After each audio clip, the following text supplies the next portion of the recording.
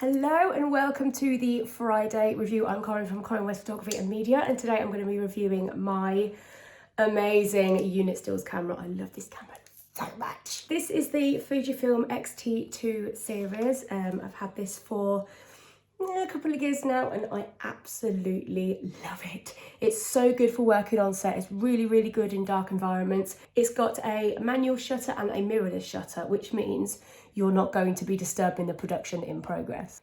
It has a shutter speed of up to 8,000th of a second, which is pretty quick, and it has a 30-second exposure as well, which obviously we'll need a tripod for if you're going to be using that. I haven't actually used it for any movie recording or anything like that, but it is 4K, so that's always really useful.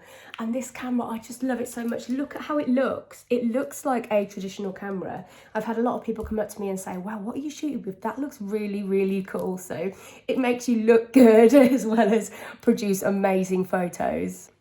Now, I do a lot of photography in really dark, dingy, gloomy places. I do a lot of paranormal shows and stuff like that. So a lot of the time I'm in very cold places, you know, very dusty. I mean, this poor camera, bless it, it's been through a lot with me.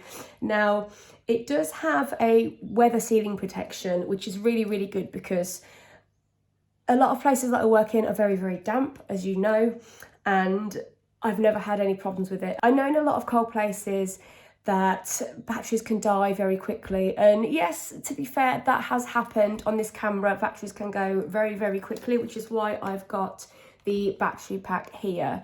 I use a 56mm lens when I'm doing my work with other people, in particular on movie sets and stuff like that, because as we all know, they are still going ahead. And to reduce any contact, I like to use lenses that give me that distance from people as much as possible. You can find this camera online from around £400 to around £700, depending on if you want the body only or if you want it to come with a lens. Now, I am likely to upgrade to the newer model, but I'm still really pleased with this camera. As I've said, I've used this camera in a lot of dark, dingy, scary, cold, dusty places, and I've not been afraid to increase the ISO a bit more than I usually would because it can handle the grain really well.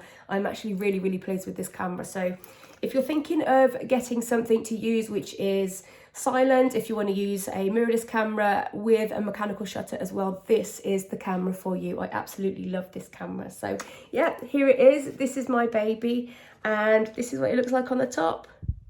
It's so cool. I love it. And there's the back. Ignore the fingerprints. You control the shutter speed with this dial here, and you control the ISO with this bit there as well.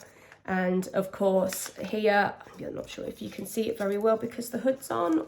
So I've taken the hood off and now you can see where you can control the aperture as well. It's a really good camera. You won't regret it if you get this one. So I just wanted to share the kit that I use for my unit stills work and some of my headshots as well.